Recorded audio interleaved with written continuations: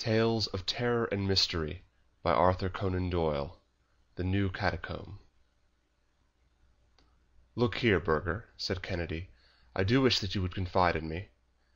The two famous students of Roman remains sat together in Kennedy's comfortable room overlooking the Corso. The night was cold, and they had both pulled up their chairs to the unsatisfactory Italian stove, which threw out a zone of stuffiness rather than of warmth. Outside, under the bright winter stars, lay the modern Rome, the long double chain of the electric lamps, the brilliantly lighted cafes, the rushing carriages, and the dense throng upon the footpaths. But inside, in the sumptuous chamber of the rich young English archaeologist, there was only old Rome to be seen. Cracked and time-worn friezes hung from the walls. Grey old busts of senators and soldiers with their fighting heads and their hard, cruel faces peered out from the corners. On the center table, amidst a litter of inscriptions, fragments, and ornaments, there stood the famous reconstruction by Kennedy of the Baths of Caracalla, which excited such interest and admiration when it was exhibited in Berlin.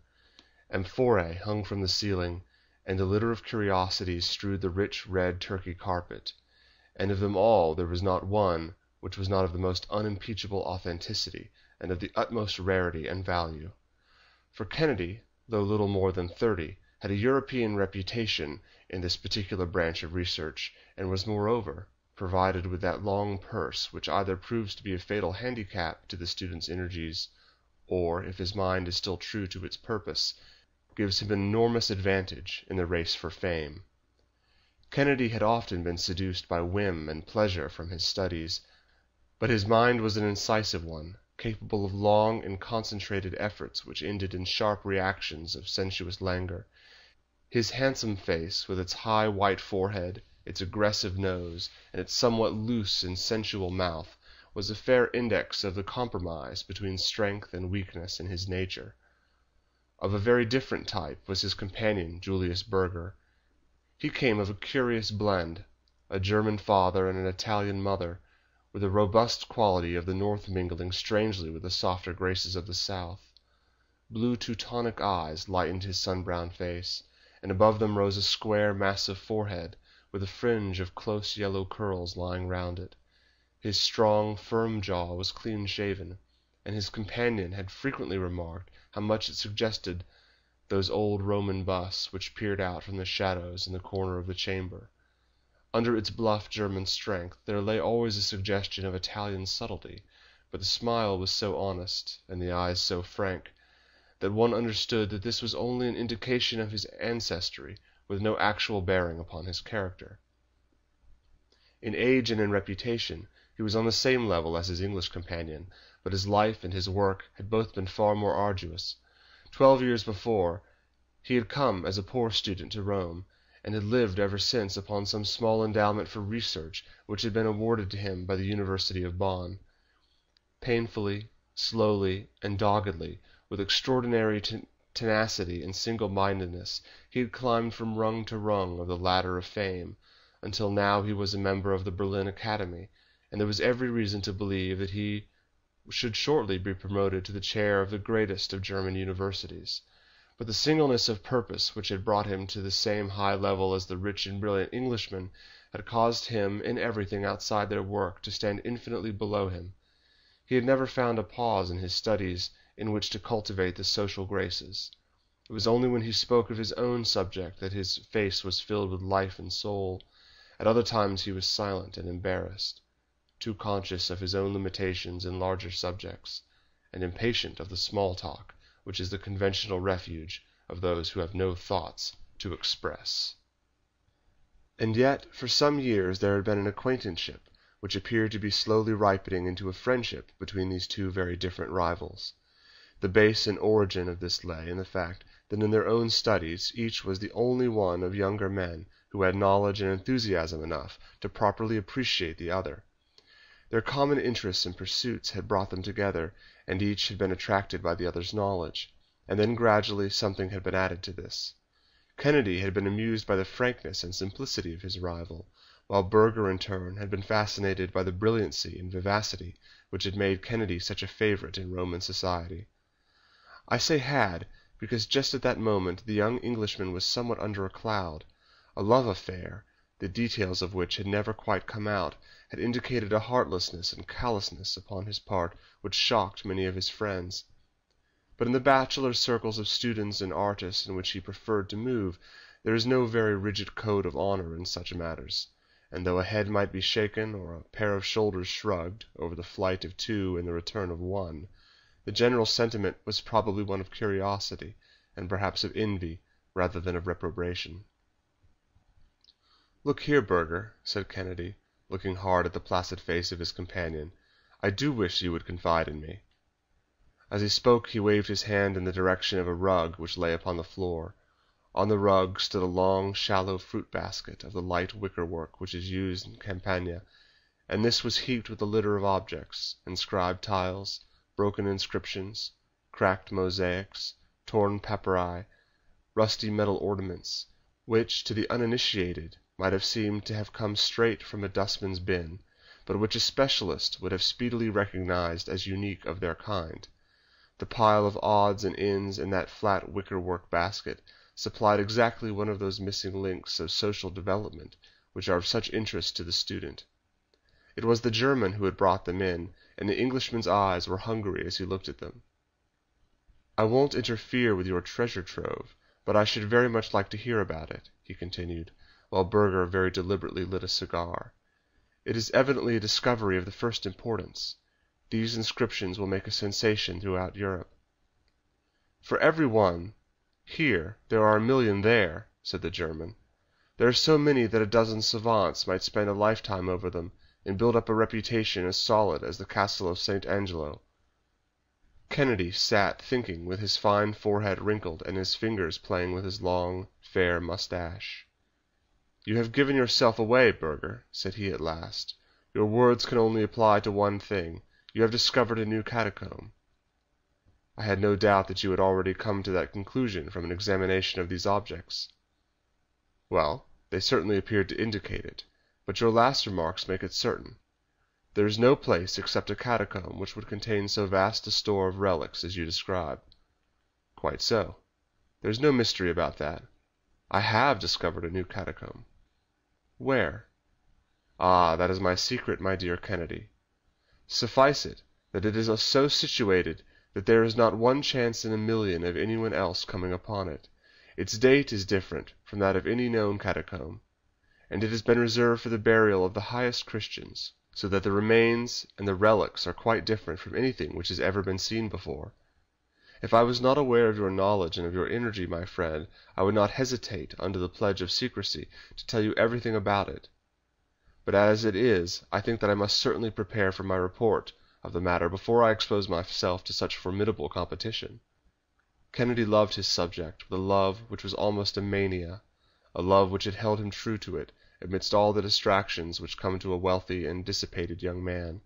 He had ambition, but his ambition was secondary to his more abstract joy and interest in everything which concerned the old life and the history of the city. He yearned to see his new underworld which his companion had discovered. "Look here, Burger," said he earnestly, "I assure you that you can trust me most implicitly in this matter. Nothing would induce me to put pen to paper about anything which I see until I have your express permission. I quite understand your feeling, and I think it is most natural, but you have really nothing whatsoever to fear from me. On the other hand, if you don't tell me, I shall make a systematic search, and I shall discover it. In that case, of course, I should make what use I liked of it, since I would be under no obligation to you." Burger smiled thoughtfully over his cigar. "I've noticed, friend Kennedy," said he, "that when I want information over any point you are not always so ready to supply it. When did you ever ask me for anything that I did not tell you? You remember, for example, my giving you the material for your paper about the Temple of the Vestals." "Ah, well, that was not a matter of such importance. If I were to question you upon some new intimate thing, would you give me an answer, I wonder? This new catacomb is a very intimate thing to me, and I should certainly expect some sign of confidence in return." "What are you driving at, I cannot imagine," said the Englishman. "But if you mean that you will answer my question about the catacomb, if I answer any question which you have put to me, I can assure you that I will certainly do so." "Well, then," said Burger, leaning luxuriously back in his settee and puffing a blue tree of cigar smoke into the air, "tell me all about your relations with Miss Mary Saunderson." Kennedy sprang up in his chair and glared angrily at the impassive companion. "What the devil do you mean?" he cried. "What sort of a question is this? You may mean it as a joke, but you never made a worse one." "No, I don't mean it as a joke," said Burger simply. "I'm really rather interested in the details of the matter. I don't know much about the world of women and social life and that sort of thing, and such an incident has the fascination of the unknown for me. I know you, and I know her by sight. I'd even spoken to her once or twice. I should very much like to hear from your own lips exactly what it was which occurred between you. I won't tell you a word." "That's all right. It was only my whim to see if you would give up a secret as easily as you expected me to give up my secret of the new catacomb. You wouldn't, and I didn't expect you to. But why should you expect otherwise of me? There's St. John's clock striking 10. It is quite time that I was going home." "No, wait a bit, Burger," said Kennedy. "This is really a ridiculous caprice of yours, to wish to know about an old love affair which has burned out months ago. You know we look upon a man who kisses and tells as the greatest coward and villain possible." "Certainly," said the German, gathering up his basket of curiosities. "When he tells anything about a girl which is previously unknown, he must be so. But in this case, as you must be aware, it was a public matter, which was the common talk of Rome, so that you were not really doing Miss Mary Saunderson any injury by discussing her case with me, but still I respect your scruples. So good night." "Wait a bit, Burger," said Kennedy, laying his hand upon the other's arm. "I'm very keen upon this catacomb business, and I can't let it drop quite so easily. Would you mind asking me something else in return, something not quite so eccentric this time?" "No, no, you have refused, and there is an end of it," said Burger, with his basket on his arm. "No doubt you are quite right not to answer, and no doubt I am quite right also, and so again, my dear Kennedy, good night." The Englishman watched Burger cross the room, and he had his hand on the handle of the door before his host sprang up with the air of a man who is making the best of which cannot be helped.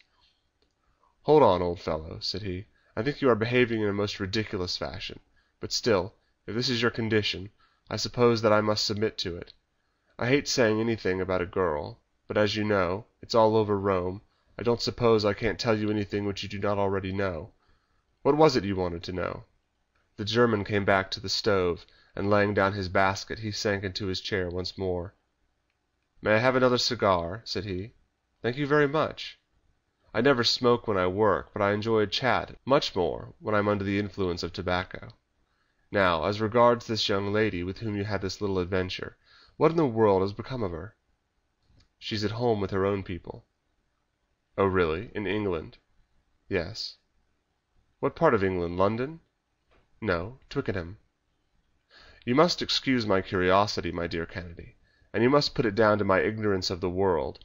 No doubt it is quite a simple thing to persuade a young lady to go off with you for 3 weeks or so, and then to hand her over to her own family at, what did you call the place?" "Twickenham." "Quite so, at Twickenham. But it is something so entirely outside my own experience that I cannot even imagine how you set about it. For example, if you had loved this girl, your love could not hardly disappear in 3 weeks. So I presume that you could not have loved her at all. But if you did not love her, why should you make this great scandal which has damaged you and ruined her?" Kennedy looked moodily into the red eye of the stove. "There's a logical way of looking at it, certainly," said he. "Love is a big word, and it represents a good many different shades of feeling. I liked her, and, well, you say you've seen her. You know how charming she could look. But still I'm willing to admit, looking back, that I could never have really loved her." "Then, my dear Kennedy, why did you do it?" "The adventure of the thing had a great deal to do with it." "What? You are so fond of adventures! Where would the variety of life be without them?" "It was for an adventure that I first began to pay my attentions to her.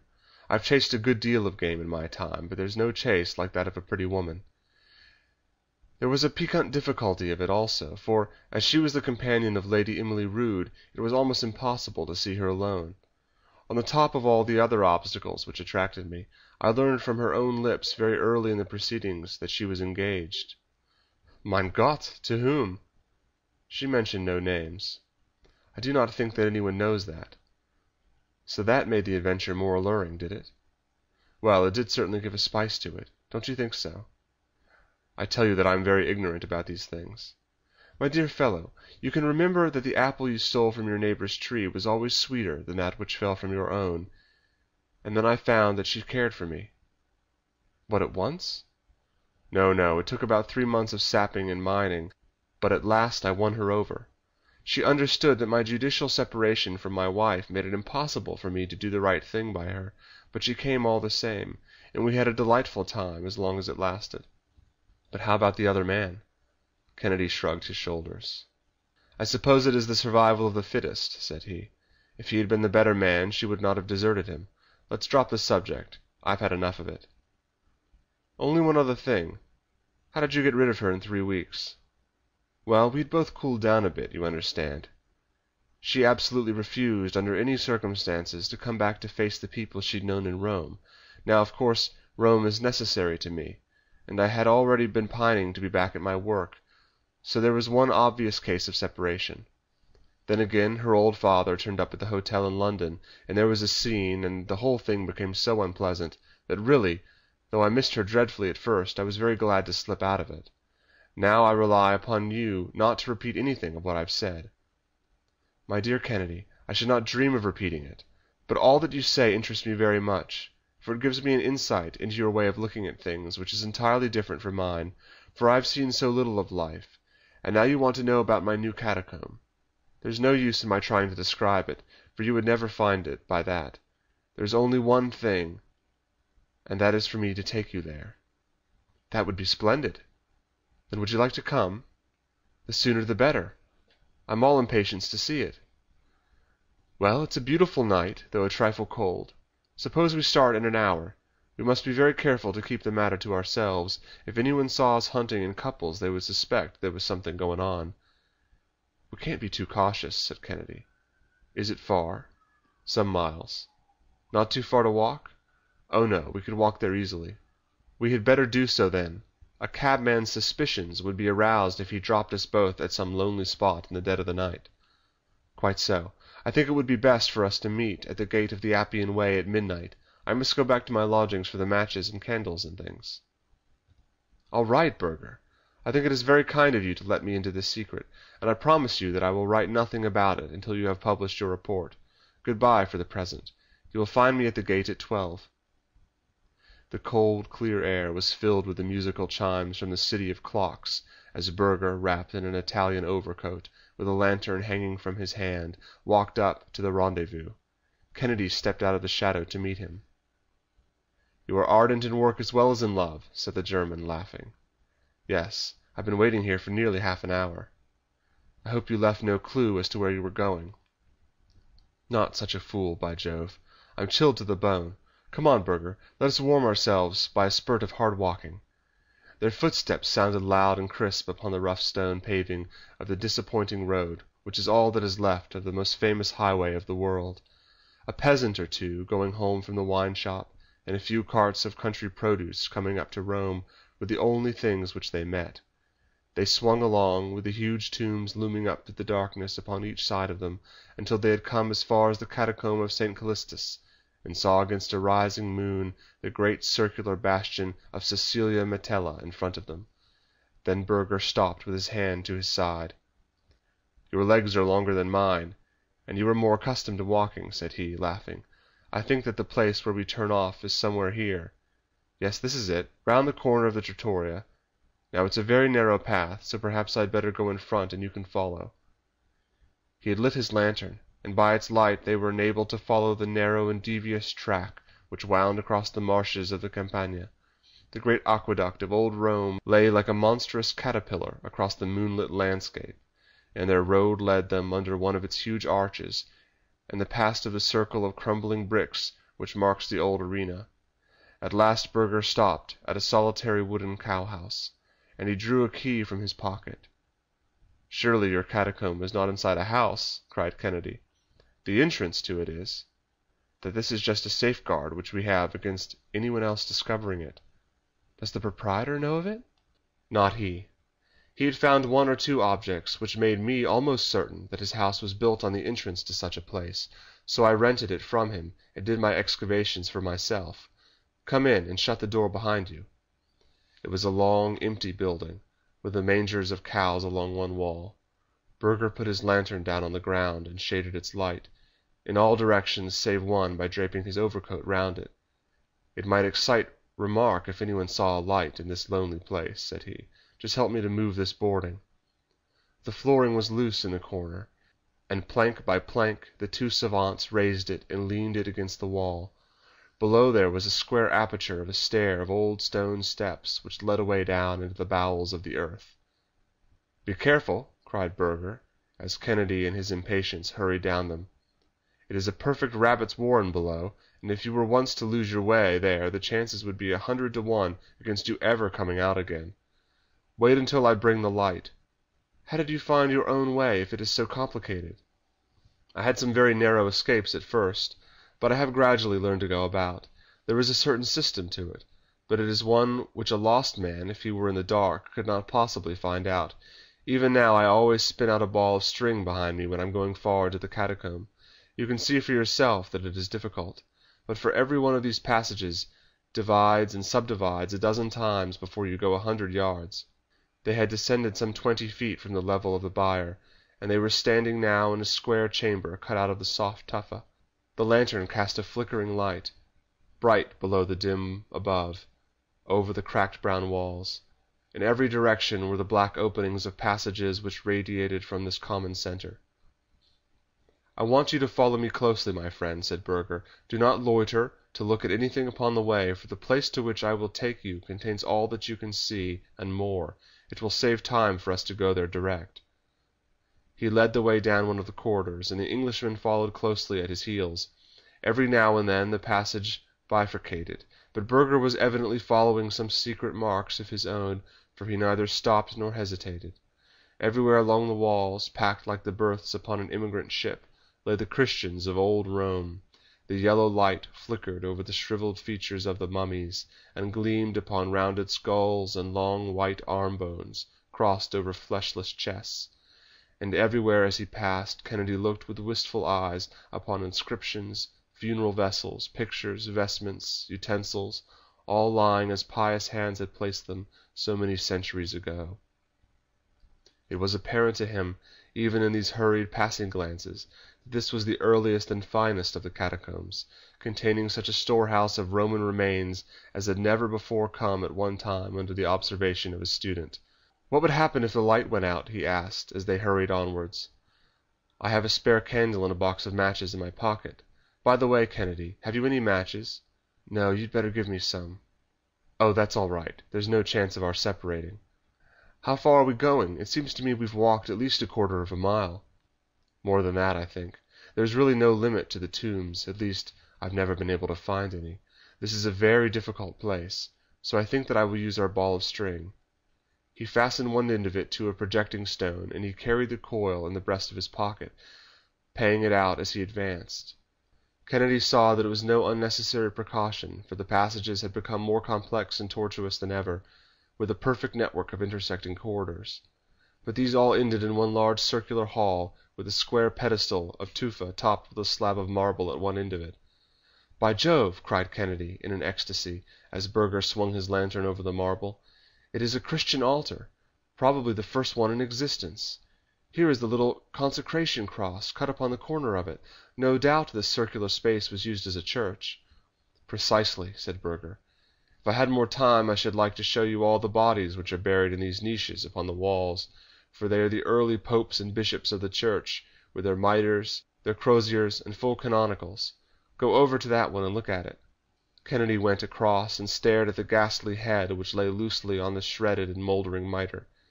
"This is most interesting," said he, and his voice seemed to boom against the concave vault.